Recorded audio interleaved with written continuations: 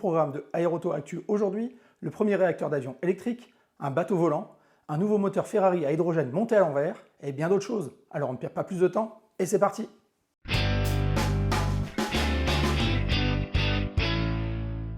Sylph Aero, une start-up bordelaise, est en train de tester le premier réacteur électrique à jet de plasma.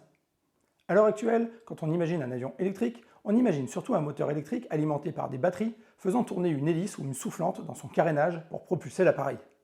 Ça donne des engins relativement silencieux, mais assez limités, puisque pour l'instant la vitesse max atteinte avec ce mode de propulsion n'est que de 620 km/h, et qu'il ne permettra pas des vitesses supersoniques. La solution apportée par Sylph Aero est en totale rupture avec ce système, puisqu'elle propose carrément de chauffer l'air au sein du réacteur à l'aide d'un arc électrique au lieu de brûler du carburant. Le dispositif électrothermique créé par l'équipe de la start-up est unique car il permet de monter la température au-delà de 20 000 degrés. Et à cette température, il se crée une réaction, l'air se transforme en plasma. Ce plasma est ensuite accéléré comme dans un réacteur classique et éjecté à l'arrière de l'appareil.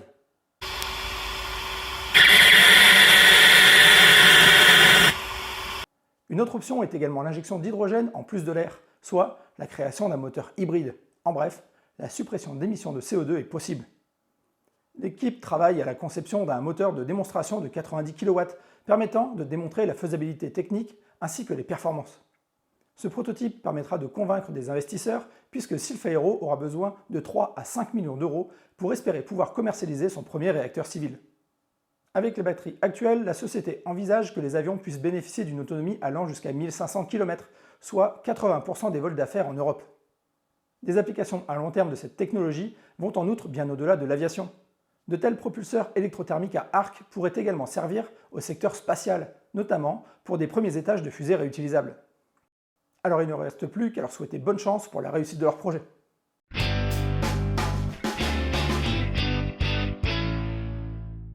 Quand on parle de simulateur de conduite, on pense normalement à ce genre d'installation que chacun peut obtenir pour quelques centaines d'euros et brancher sur sa console. Et si comme moi vous avez connu les grandes heures des salles d'arcade des années 90, vous avez sûrement déjà posé votre derrière dans le siège d'une de ces bornes. Mais aujourd'hui, c'est Pagani qui pousse le délire à l'extrême avec son propre simulateur, directement dérivé de sa dernière création, la Pagani Huayra Air Evo, un monstre de 900 chevaux réservé à la piste. Le simulateur en reprend toutes les caractéristiques, coque en carbone peinte en vert avec liseré rouge, volant, pédalier et siège identiques au modèle de production, le tout assorti d'une acoustique aux petits oignons pour une immersion parfaite. Les ingénieurs ont en effet procédé à de nombreuses sessions d'enregistrement audio afin de retranscrire le son du V12 le plus fidèlement possible.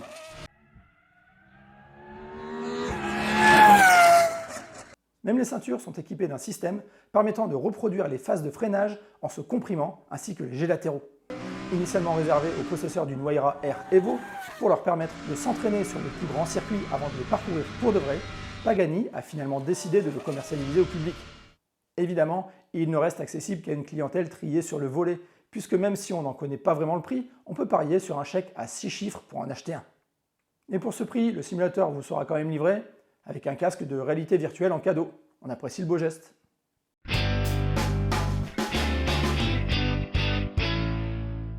Le 2 Havilland Mosquito fait partie de ces appareils un peu oubliés de la Deuxième Guerre mondiale.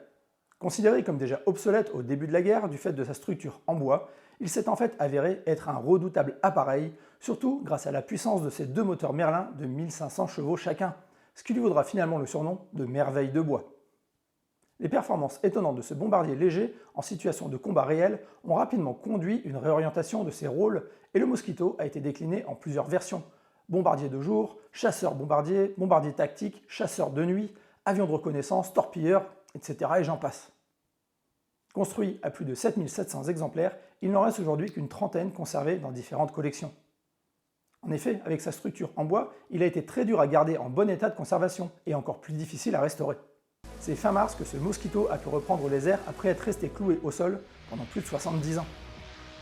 Il s'agit d'un appareil construit en Australie sous licence pendant la Seconde Guerre mondiale et converti sur chaîne comme un avion d'entraînement à double commande. Il était initialement prévu comme chasseur-bombardier, mais la fin du conflit a entraîné son retrait rapide du service et après une courte période de stockage, il a été revendu à la Nouvelle-Zélande. Retrouvé en piteux état dans une ferme, il a été récupéré puis mis à l'abri par des bénévoles du Museum of Transport of Technology. Sa restauration en état de vol a débuté en 2014 et l'appareil a été présenté au meeting Warbird over Wanaka du 29 au 31 mars dernier.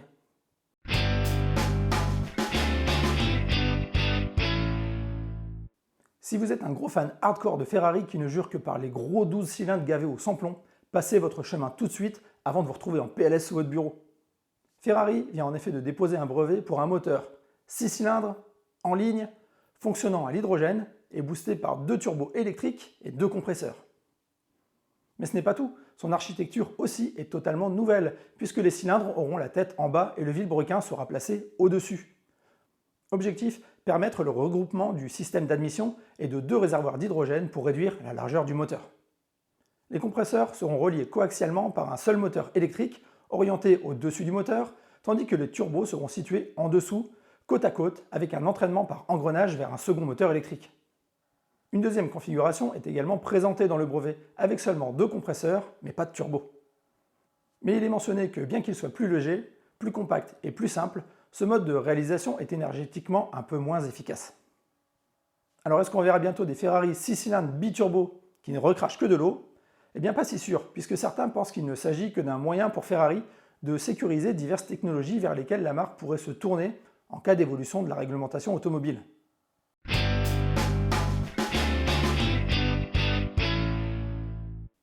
S'il y a des gens qui ne manquent jamais d'imagination, c'est bien le cas du designer italien Pier Paolo Lazzarini. Le 1er mars dernier, il a dévoilé son dernier concept, le Colossea, un yacht de 204 mètres de long auquel serait arrimé un dirigeable à hydrogène, le rêve de tout passionné de navigation maritime, mais aussi aérienne. Le yacht de 204 mètres serait propulsé par 4 moteurs à hydrogène et pourrait accueillir 44 personnes et 20 membres d'équipage grâce à ses 22 cabines. Mais en plus de multiples piscines présentes à bord, eh bien les passagers pourront aussi profiter du dirigeable pour admirer la vue. L'engin s'inspire directement du Norge, qui aurait été le premier aéronef à avoir survolé le pôle Nord en mai 1926. Avec 106 mètres de long, il serait entièrement fait de fibres de carbone et comprendrait 8 moteurs électriques. À l'intérieur, le studio de design prévoit de créer 22 compartiments, au sein desquels se trouveraient diverses installations, comme des réservoirs d'hydrogène liquide qui alimenteraient les moteurs, des batteries ou encore des cabines pouvant accueillir jusqu'à 24 passagers et 10 membres d'équipage. Doté d'une charge utile de 10 tonnes, le Norge nouvelle génération devrait se déplacer à une vitesse maximale de 165 km/h. Bon, vous l'avez compris, ce projet n'est sûrement pas destiné à être construit un jour. Et d'ailleurs, Lazzarini n'est pas à son coup d'essai. En janvier 2022, il avait déjà imaginé un catamaran de 150 mètres de long capable aussi bien de voguer sur l'eau que de conquérir le ciel, grâce à 2 dirigeables remplis d'hélium. Pour s'offrir ce palace mobile, il faudrait débourser pas moins de 550 millions d'euros. Alors pas la peine d'aller casser votre PEL tout de suite.